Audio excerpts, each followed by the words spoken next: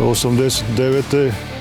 i 90. godine krenulo je sa izgradnjom same brane i kompletno vodosnabdevanje grada Vranja je krenulo 2005. sa ovog izvorišta.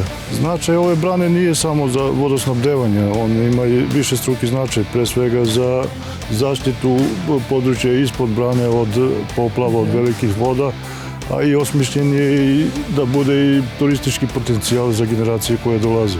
Sam podbradski deo je predviđen da bude kao izletište, ostavljen je prostor za izgradnju sportskih terena i hotela gde bi se mogle vršiti pripreme sportista.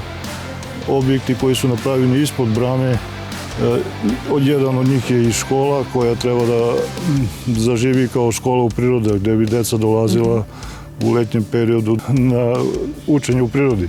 Osim nabrojanih mogućnosti akumulacije Prvonek, 2012. godine urađena je mini hidroelektrana, tako da sav potencijal viška vode iz akumulacije koji služi za zadovoljavanje biološkog minimuma nizvodno od akumulacije koristi se za proizvodnju električne energije, tako da sva voda koja izađe iz akumulacije proizvodi se električne energije, pa onda nastavlja svoj put Banjskom rekom za ostale potrebe.